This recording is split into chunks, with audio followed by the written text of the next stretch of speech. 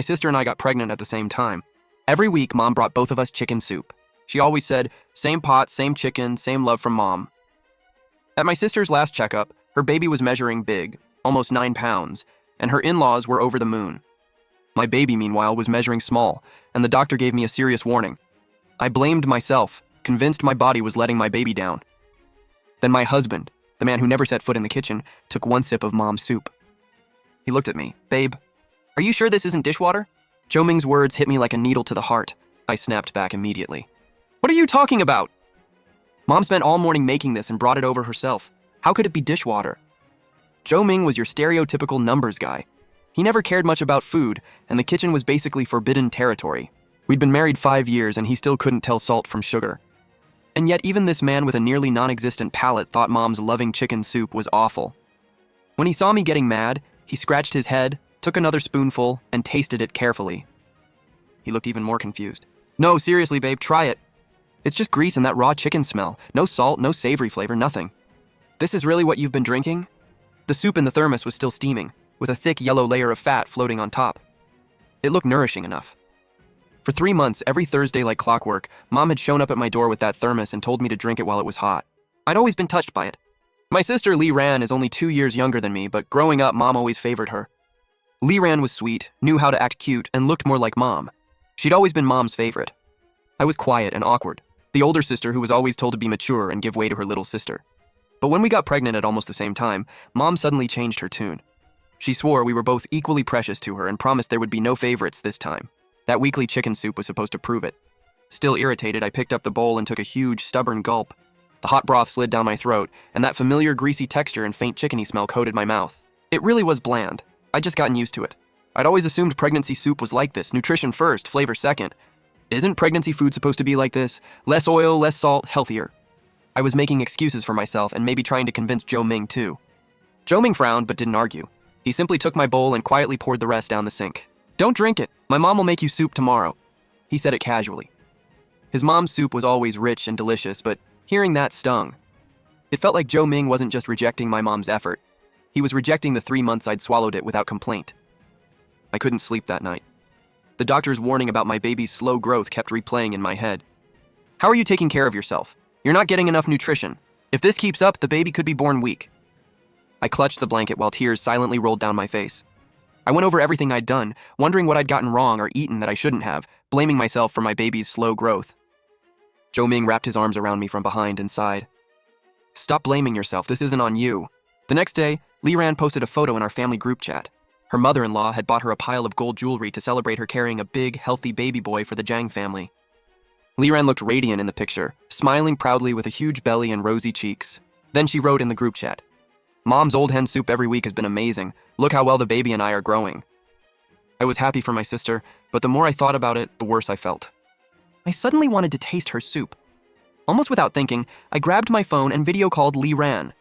Hey sis, what's up? Li Ran answered right away. She was stretched out on the couch with a face mask on, looking completely relaxed. Nothing much, Mom just dropped off the soup. Did you drink yours? Yeah, I did. Li Ran instantly perked up.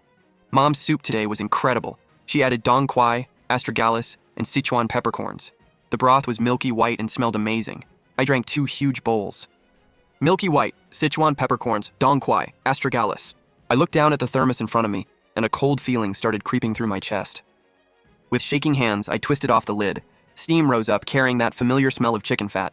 My broth was pale yellow and almost clear, with a few lonely slices of ginger floating on top. Not even a scallion. Milky white? Not even close. Sis? Why'd you go quiet? Is the connection bad? Li Ran's voice came through the phone. I took a deep breath and tried to sound completely normal. No, it's fine, Ran. Can you do me a favor? Of course, we're sisters. Can you save me a bowl of whatever you have left? We accidentally knocked over the soup Mom brought me. I usually finish every drop, so missing it this time just feels weird. Li Ran didn't think twice. Sure. I'll save you a big bowl so you can keep building yourself up. You're so skinny.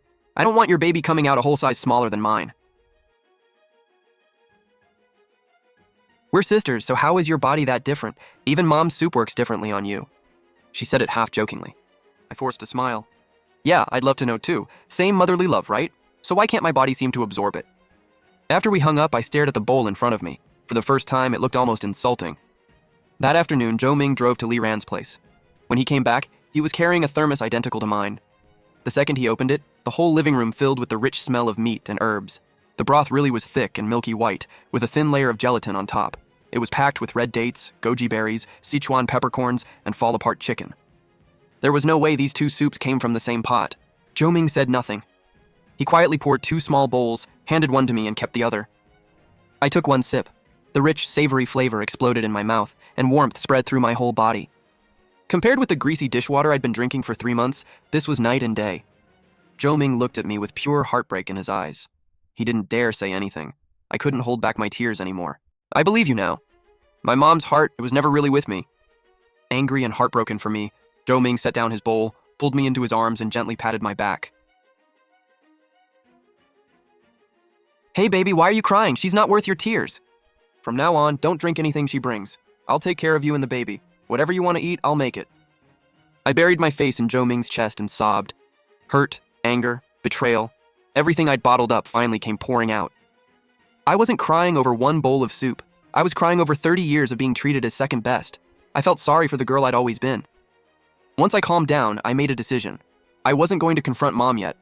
She was loud, dramatic, and always ready to shut me down. For more than 30 years, I'd always been the daughter getting scolded.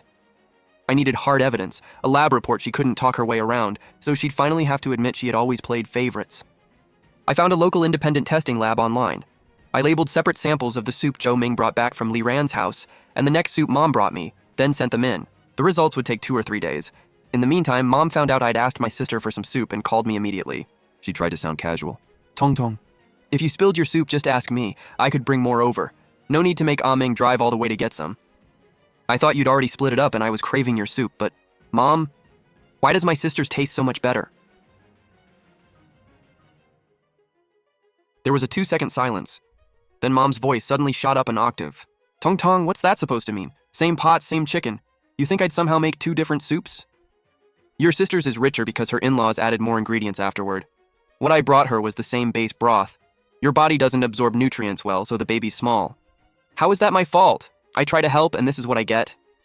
She fired the words off so fast I couldn't get a single sentence in. That whole same base broth excuse came out so smoothly, it sounded rehearsed. My heart sank. That tiny spark of hope, that maybe this was all some misunderstanding, finally went out. I tightened my grip on the phone. I see, got it, Mom. My calm reaction seemed to catch her off guard. She paused, then softened her tone a little. Don't overthink it. Focus on the baby. I'll bring more next week, and this time I'll add extra red dates and goji berries. No need, Mom. I cut her off. Zhou Ming's learning to make it for me, so you don't have to make 2 trips every week. Just focus on my sister. She needs you more. Before she could respond, I hung up. My palms were slick with cold sweat, and my heart was pounding against my ribs. In 30 years, that was the first time I'd ever hung up on Mom, and the first time I'd clearly rejected her so-called kindness. Zhou Ming stood beside me, gripping my icy hand and silently letting me know I wasn't alone. 3 days later, the lab report arrived, black and white, cold and objective. My sister's soup had far more protein, fat, calcium, collagen, and amino acids than mine. It also tested positive for dongquai, astragalus, and Sichuan peppercorn compounds. Mine was mostly water, with a little fat and salt. Its nutritional content was extremely low, and none of those herbs or peppercorn compounds were detected. The conclusion was brutally clear. It took a lab test, something so clinical and humiliating, to prove the favoritism that had been woven into every little part of my life. I didn't confront her right away. I photographed the report and saved it in a locked album on my phone. Over the next few days, I blamed bad morning sickness and no appetite, and politely refused Mom's soup again. She complained that I was difficult, but she didn't push it. Then she posted a smiling photo in the family chat, her hand resting on my sister's belly. I made myself stay calm. Don't look. Don't think about it. My baby was what mattered now. Once I stopped letting all that family drama consume me, the rest of my 3rd trimester was actually pretty happy. Zhou Ming kept his word. He started studying pregnancy recipes and learning soup making from his mom. He was a beginner, sometimes too salty, sometimes too bland, but every bowl was hot, hearty, and full of real ingredients. My baby started catching up. At the next checkup, even the doctor's expression softened. That's more like it, keep this up, the baby's starting to catch up. I rested a hand on my growing belly and finally felt safe. I should have realized it sooner. This was our baby. Protecting them was our responsibility. I'd stopped expecting anything from Mom. Ironically, after some time passed, she came looking for me. Li Tong, did you say something to your sister? I was completely confused. I didn't say anything. Bull! Then why did her in-laws suddenly ask whether I bring you soup every week too? They said I should treat you sisters equally and not shortchange you. Did you stir this up? Your pregnancy has bad genetics. You can't absorb anything. How is that my fault? I took a deep breath. Anger surged through me, and this time I stopped holding back. I cut off her rant. Mom, was it really the same soup? The other end of the line went dead silent. What do you mean? You know exactly what I mean. I have the nutrition lab report right here. Want me to post it in the family chat so everyone can see exactly what you did? All I could hear was Mom breathing hard into the phone. After a few seconds of dead silence, her voice shot up. Tong Tong, you actually had it tested? What do you think I am, some criminal? I made you soup every week, and this is how you repay me. By suspecting me? I let out a bitter laugh. Mom, you're still lying. To me and to yourself. I trusted you so much that I kept drinking your dishwater and nearly put my baby at risk. Dishwater? What nonsense are you talking about? She practically shrieked. That light broth was to cool you down. Clear soup is healthier. Your sister has a weak constitution, so she needed the richer soup. What do you know? The new lie was embarrassingly bad. Listening to her scramble for excuses, I went past anger and became strangely calm. Perfect. Then I'll post the report and let everyone judge. Don't cry to me, don't argue with me. They have eyes, they have brains, and they can decide for themselves. Don't you dare! Mom suddenly sounded terrified. Tong Tong, you post that and see what happens. I'm your mother. Oh, you remember you're my mother? I thought Li Ran was your only daughter. Then I hung up before she could keep screaming. Zhu Ming took my phone, deleted her number, and blocked it. I muted the family group too. Give yourself a few quiet days. Don't let them get to you. I leaned against him, completely drained. She'll come make a scene. I've never embarrassed her like this before. We need to make the first move. It's the only way she'll back off. Zhou Ming looked worried, but more than anything, he looked supportive. Whatever you decide, I'm with you. I rubbed my belly and felt the baby move. A kind of courage I'd never felt before started rising inside me. For my child, I had to break free from this toxic family bond once and for all. What Mom cared about most wasn't us. It was her pride, and her image as the fair, loving mother in front of relatives and friends. If that image mattered so much to her, that's where we'd start. I picked up my phone, but I didn't impulsively drop the report into our huge extended family chat. That would have felt satisfying, but relatives who didn't know the full story might think I was attacking her, and the real issue would get lost. I wanted to give her one private warning first, so I sent photos of the lab report to a smaller chat with only me, Zhou Ming, my parents, and Li Ran. This is the nutrition report on the chicken soup Mom brought me and Ran. Data doesn't lie. I kept wondering why, with the same loving soup, my baby measured small while hers measured big. Now I know why. I don't need a bowl of toxic soup putting my child at risk. After sending it, I put my phone on silent and flipped it face down on the couch. I knew that message was about to drop like a bomb in the family. Sure enough, less than 5 minutes later, Dad called Zhou Ming. Zhou Ming looked at me, then put the call on speaker. Ming, what on earth is going on? Dad sounded confused and panicked. What report? What malnutrition? Are Tong Tong and the baby okay? Zhou Ming answered steadily. Dad, you saw the report. The numbers are clear. The soup Tong Tong drank for months had almost no nutrition, and the doctor had already warned us the baby was growing too slowly. We kept quiet to protect Mom's pride, but today she denied everything and blamed Tong Tong's genetics. We can't stay silent anymore. My dad went silent on the phone. All I could hear was his heavy breathing. He'd always been a little intimidated by my mom. She made most of the decisions at home, but I knew he loved his daughter. How did it come to this? Your mom, he murmured, like he still couldn't process it. Just then, my phone screen lit up. It was a private message from Liren. Sis, is that report real? Was Mom really giving me something that different from what you got? I swear I had no idea. She always told me ours was the same. I stared at Liren's string of shocked, confused messages and didn't answer right away. She was only realizing it now? Maybe. When you're the favorite, unfairness is hard to notice. Everything just feels normal to you. Then Mom finally showed up in the family group chat and sent a whole string of voice messages. Zhou Ming played one. She was crying, rambling, defending herself, and blaming us all at once. When we didn't respond to the voice notes, she started typing. I could practically picture her shaking with rage. I'm your mother. I gave birth to you and raised you, and now you're using some stupid report to humiliate me? Fine. I'm biased. I'm horrible. I gave my own daughter dirty dishwater. Happy now? You really want to tear this family apart and make us a joke? I read every word and felt nothing. If anything, I almost wanted to laugh. Even now, she still couldn't admit she'd done anything wrong. Instead, she tried to guilt me with respect your parents and family shame. Zhou Ming replied for me. If you can't treat your daughters equally, then stop pretending. From now on, stay out of Tong Tong's life and our babies. Admitting that my own mother didn't love me used to feel like it would destroy me. But the baby kicking inside me gave me all the strength I needed.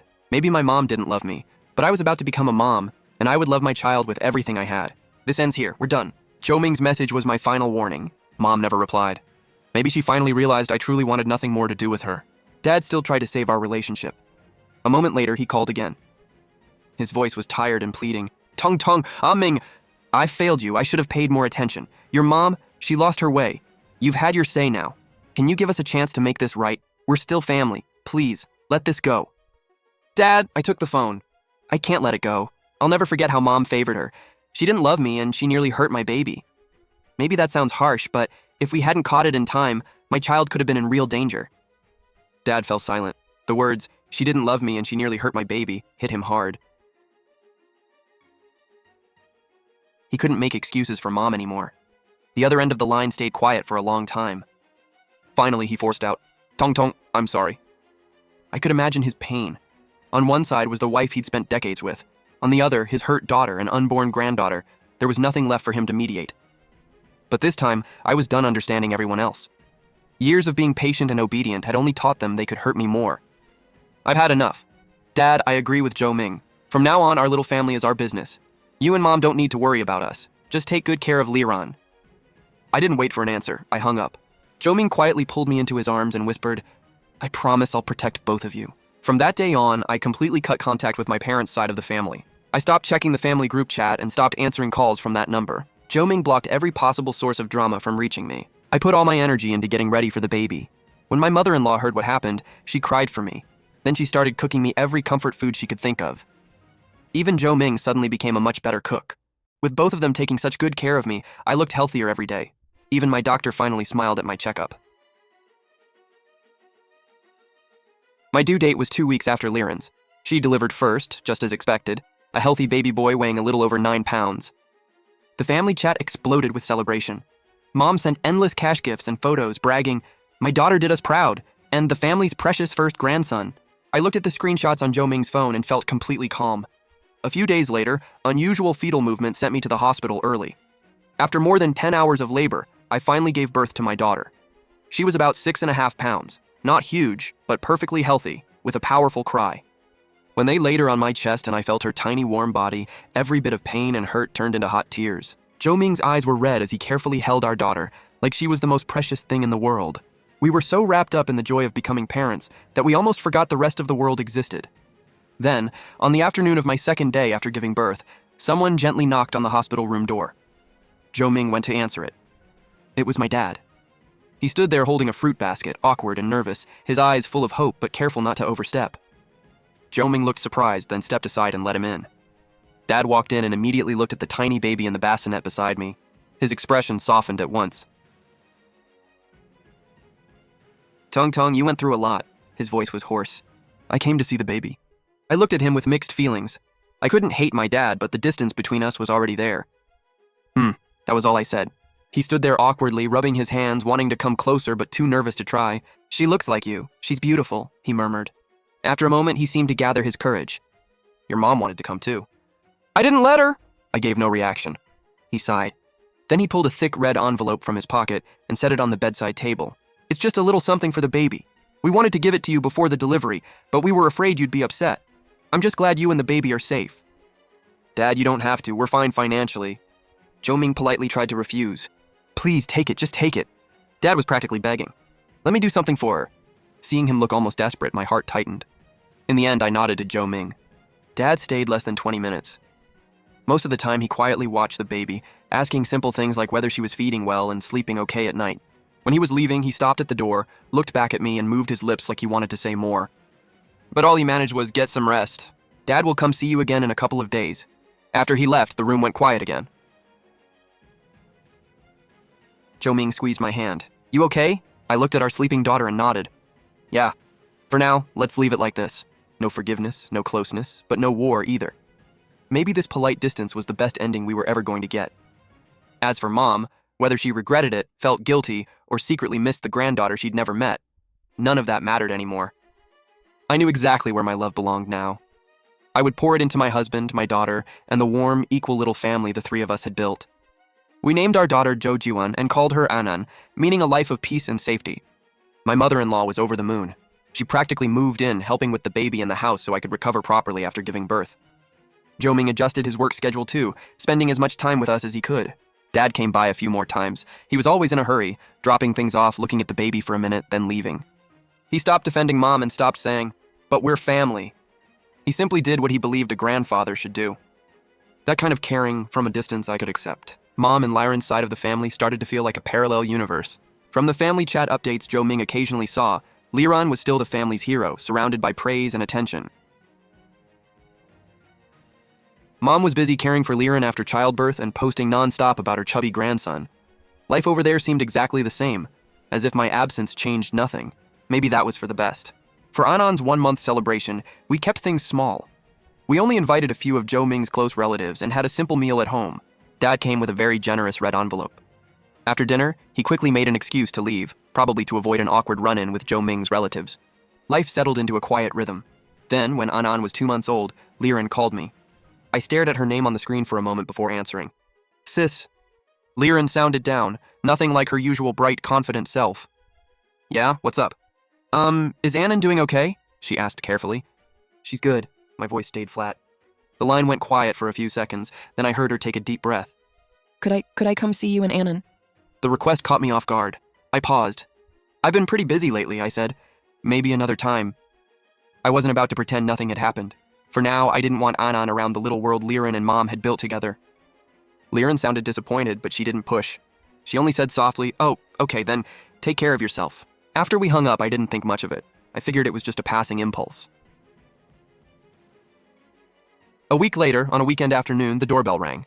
Jo Ming opened the door, and there stood Lyran. She'd come alone, carrying baby supplies. She looked exhausted, and the old sparkle in her eyes was gone. "Sis, brother-in-law!" She stood there awkwardly. Jo Ming looked back at me for an answer. Seeing Lyran like that, I softened for a second and nodded. "Come in." Jo Ming stepped aside. Lyran walked in and immediately searched the room until her eyes landed on Anan sleeping in the cradle. She walked over and bent down, staring for a long moment. "She's so tiny, so soft," Lyran whispered. "Still watching? Tap like if you're hooked." I stayed on the couch. After watching Anan for a while, Lyran finally sat across from me, nervously clasping her hands together. "Sis, I'm sorry." The apology came out of nowhere. I froze for a second. "About the soup. Mom and I fought over it several times." Lyran looked up, her eyes filling with tears. At first, she wouldn't admit anything. Then I kept pushing. "She said you're quiet and hard to please, and that she couldn't count on you later, so she figured she'd treat me better instead. My husband's family is well off, and if she kept me happy, she'd have someone to rely on someday." She could barely get the words out through her sobs. I'd already known what Mom was thinking, but hearing my own sister repeat that cold, calculated logic out loud still sent a chill through me. I wasn't in the mood to comfort her. I only asked, "Why are you telling me this? Did you come here to brag that you're the one she chose?" Lyran burst into tears.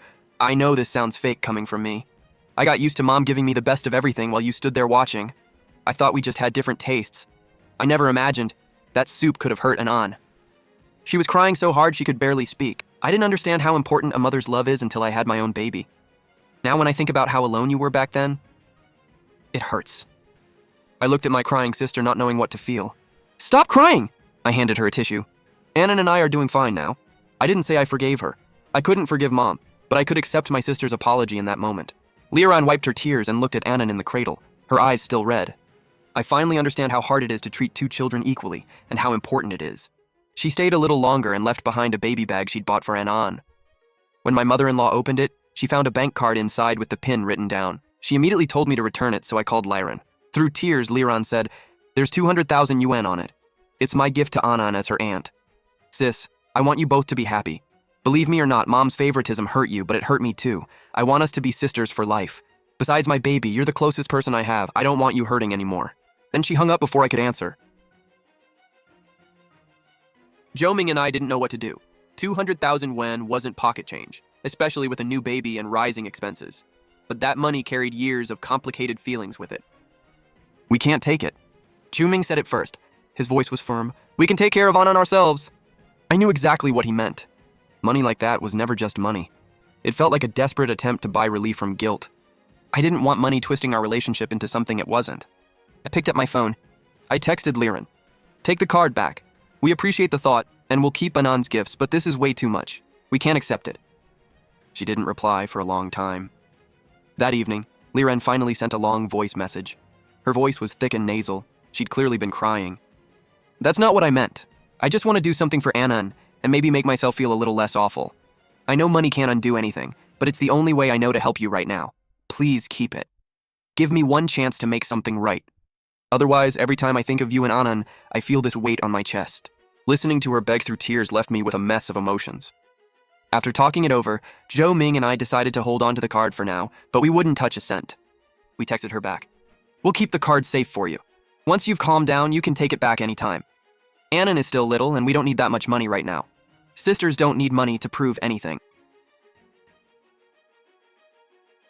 For the moment, that was the end of it.